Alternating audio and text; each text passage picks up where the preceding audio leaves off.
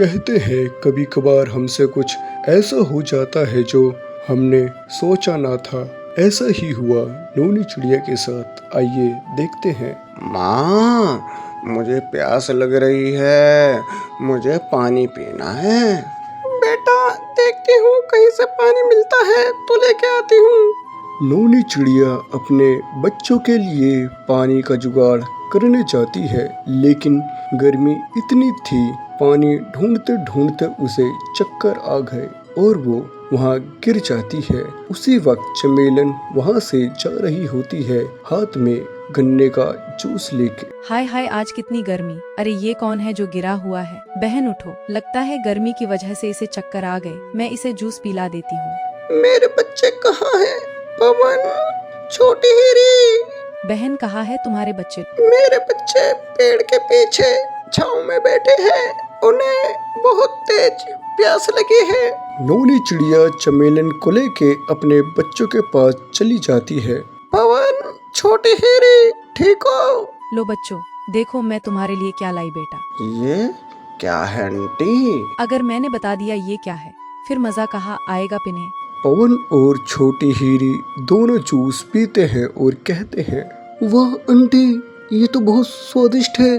सच में आंटी, ऐसा मीठा पानी हमने कभी नहीं पिया। बेटा, ये गन्ने का जूस है, गर्मी में ये शरीर को ठंडक देता है। बच्चों की प्यास बुझ गई और नूनी चिड़िया को भी थोड़ी ताकत वापस आ गई।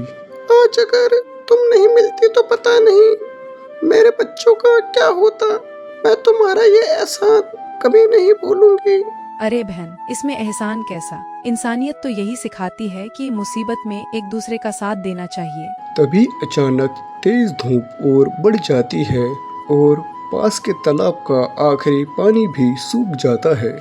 माँ, अब हम क्या करेंगे? पानी तो कहीं दिख ही नहीं रहा।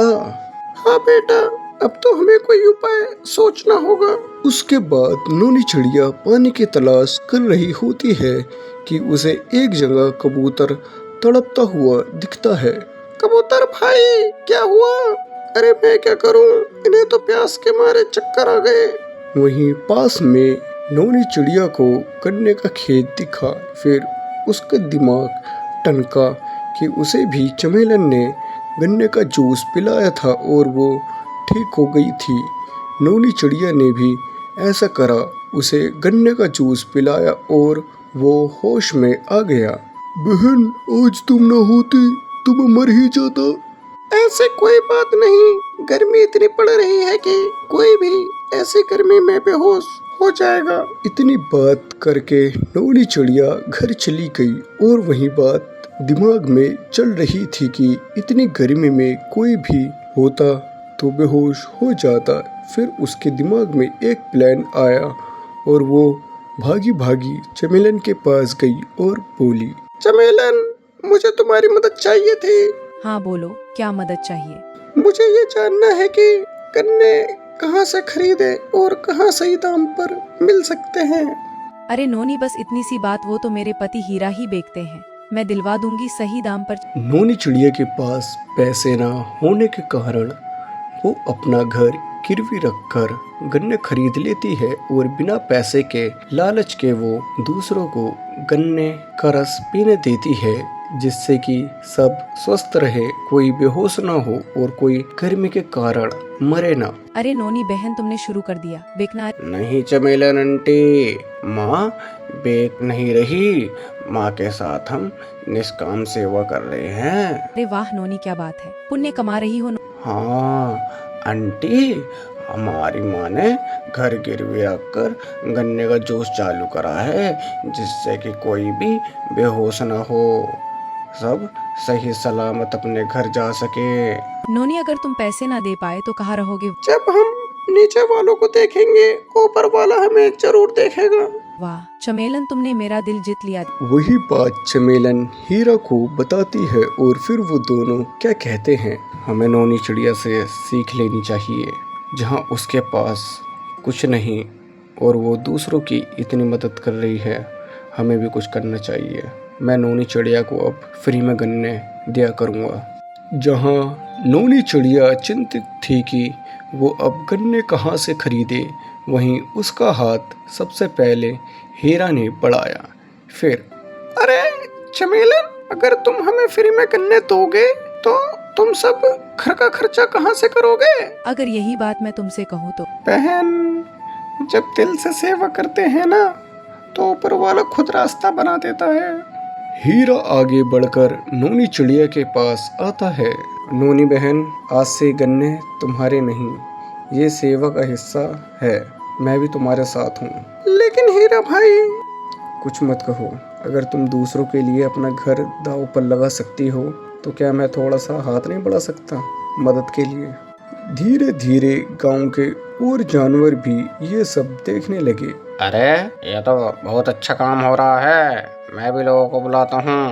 मैं पानी ढूंढने में मदद करूंगा। माँ देखो, सब हमारी मदद कर रहे हैं। माँ, आपने सही कहा था, अच्छा करने से अच्छा ही मिलता है। कुछ ही दिनों में वहाँ एक छोटा सा सेवा केंद्र बन जाता है जहाँ हर कोई बिना पैसे के गन्ने का जूस पी सकता है। तेज गर्मी में कोई भी बेहोश नहीं होता था।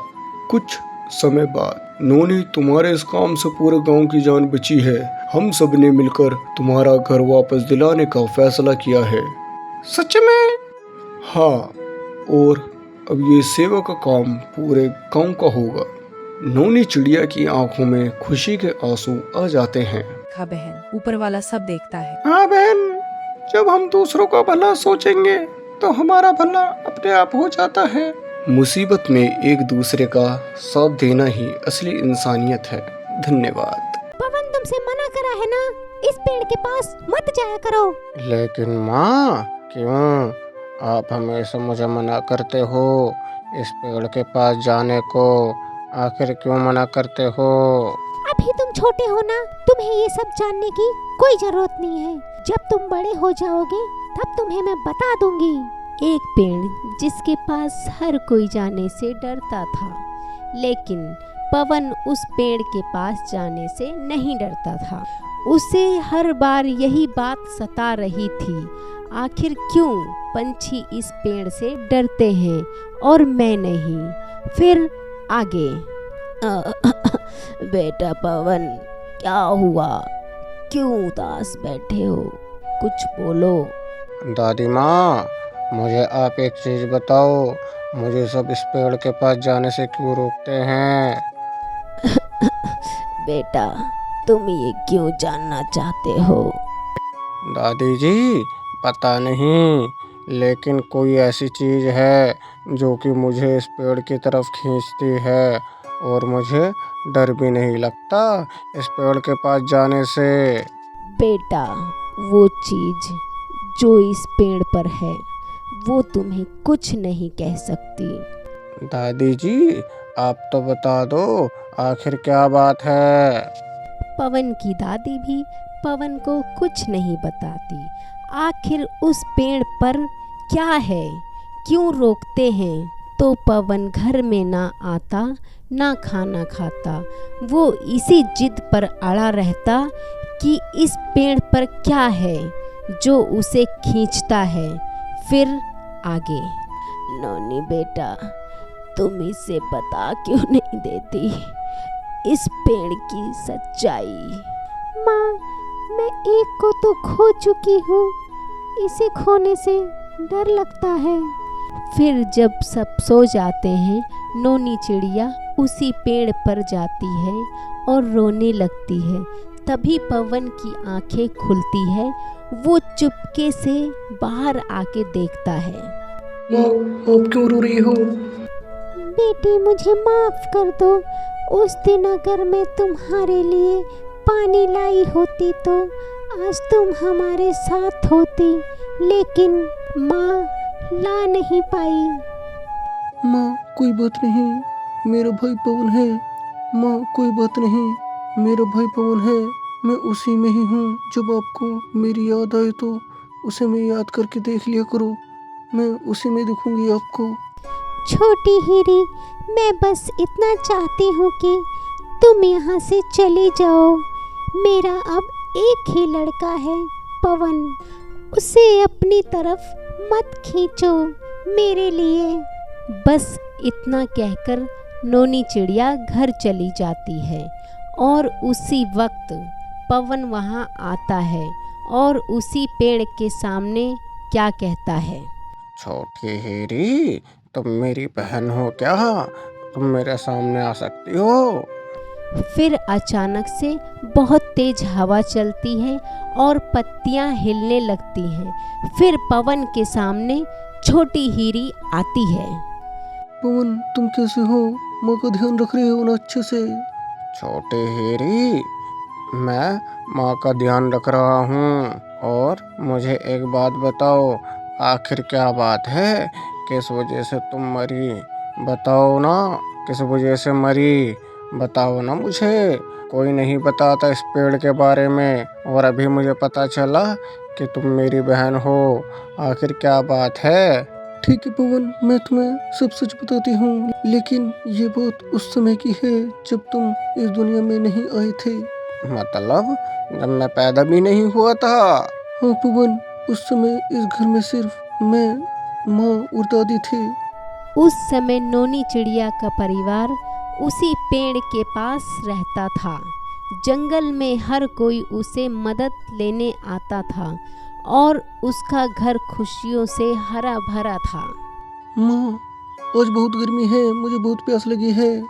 ठीक है बेटी, तुम यहीं पेड़ के नीचे बैठो, मैं अभी नदी से पानी लेकर आती हूँ।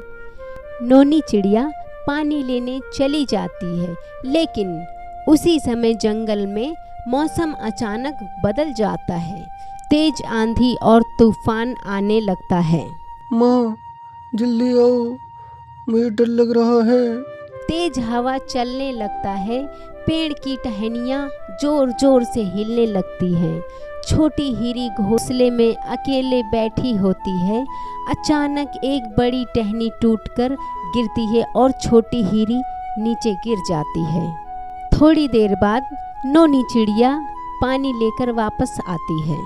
हीरी बेटी, देखो माँ पानी ले आई। लेकिन जब तक नोनी चिड़िया उसे उठाने जाती है, तब तक बहुत देर हो चुकी होती है। हीरी, उठो बेटी, मुझसे बात करो। उस दिन नोनी चिड़िया बहुत रोई। उसी पेड़ के नीचे उसने अपनी बेटी को खो दिया। उसी दिन से छोटी हीरी की आत्मा उस पेड़ के नीचे रहने लगी। माँ को लगता था कि अगर वो उस दिन जल्दी पानी ले आती तो मैं बच जाती, इसलिए माँ आज भी खुद को माफ नहीं कर पाती। और फिर मैं? मेरे जाने के कुछ समय बाद तुम पैदा हुए। माँ तुम्हें देखकर खुश तो थी, लेकिन उसे हमेशा डर लगा रहता था कि कहीं वो तुम्हें भी न खो दे। इसलिए नोनी चिड़िया हमेशा पवन को उस पेड़ के पास जाने से मना करती थी। लेकिन मुझे इस पेड़ से डर क्यों नहीं लगता? क्योंकि मैं तुम्हारी बहन हूँ पवन, मैं तुम्हें कभी नहीं डराऊंगी। शायद इसलिए तुम्हें हमेशा इस पेड़ की तरफ खिंचाव महसूस होता है। तभी पीछे से किसी के रोने की आवाज आती है। नोनी चिड़िया फिर से उस पेड़ के पास आ जाती है। पवन, तुम यहाँ क्या कर रहे हो? माँ, डरिए मत, छोटी हीरी यही है, वो हमें कुछ नहीं कहेगी। बेटी, क्या तुम सच में यही हो? हाँ माँ, मैं यही हूँ।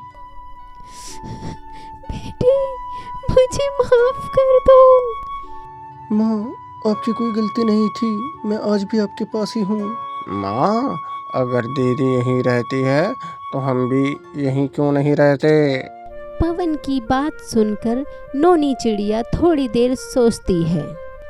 ठीक है, अगर मेरी बेटी इस पेड़ पर है तो मैं इस पेड़ को छोड़कर कहीं नहीं जाऊंगी। उस दिन के बाद नोनी चिड़िया ने उसी पेड़ पर अपना नया घोंसला बना लिया। दादी, नोनी चिड़िया और पवन वहीं रहने लगे।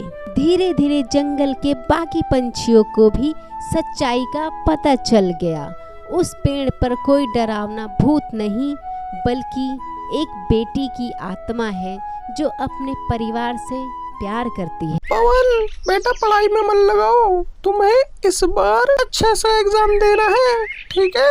माँ ये तो फोन चलाता रहता है, इसके बस की नहीं है पास होना। छोटी हीरी, मैं पढ़ाई भी करता हूँ और फोन भी चलाता हूँ, ठीक है ना?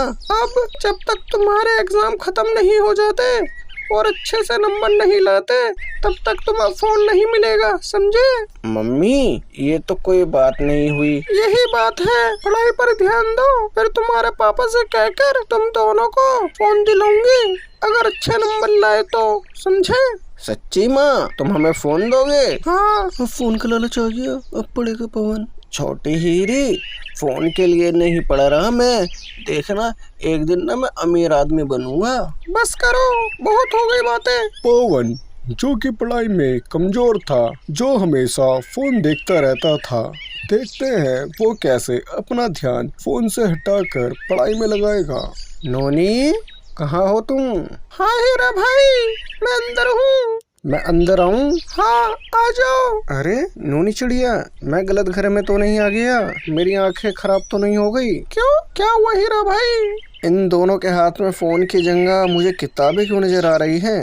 इनके पेपर शुरू हो गए हैं, इनसे फोन ले लिया, अभी ना फोन तब मिलेगा जब ये अच्छे नंबरों से पास हो जाएंगे।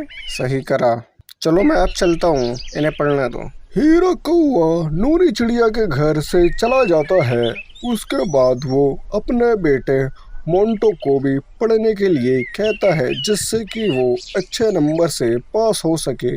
अगले दिन वो पेपर देने के लिए जा रहे होते हैं तो नोनी चिड़िया क्या कहती है, बेटा मीठी दही खा के जाओ, पेपर अच्छा होगा। ठीक है माँ। माँ दही तो अच्छे है। नोनी अपने बच्चों को लेकर काफी चिंता में थी। वो कहते हैं बच्चे अगर अच्छे काम के लिए जाए तो उनके बच्चों को कम और उनके माँ बाप को काफी चिंता होती है। उधर पवन और छोटी हीरी पेपर दे रहे होते हैं तो आगे, अरे पेपर तो कितना आसान है, ये सब मैंने याद कर लिया था। जल्दी से पेपर कर लो, फिर माँ मुझे फोन देगी।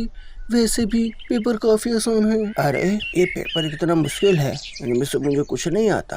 अब मैं चीटिंग भी नहीं कर सकता, मैं कैसे पेपर करूं? पेपर खत्म होते ही वो घर जाते हैं। नोनी चिड़िया क्या कहती है, अरे तुम दोनों आ गए? हाँ माँ। पेपर कैसा था तुम दोनों का? माँ सही था, सारा पेपर करके आ गई मैं तो। पवन तुम बताओ तुम्हारा कैसा पेपर गया? माँ आसान था, मैंने भी कर लिया सारा पेपर। बच्चों बस भगवान से दुआ करूंगी कि मेरे बच्चों के अच्छे नंबर आए और अच्छे नंबर से पास हो जाए। मिंटो बेटा पेपर कैसा गया? पापा पेपर मेरा अच्छा गया। मुझे पता है तुम्हारा पेपर अच्छा ही होगा। हीरे को क्या पता था कि उसका पेपर कैसा गया, उसने तो बस झूठ बोल दिया। कुछ दिन बीत जाते हैं, पेपर का रिजल्ट आता है। इधर नोनी चिड़िया फोन में चेक करती है और उधर हीरा कौवा देखता है क्या रिजल्ट आया है। सबसे पहले छोटी हीरी का रिजल्ट चेक करूंगी। हे भगवान, मैंने अच्छी मेहनत करी है,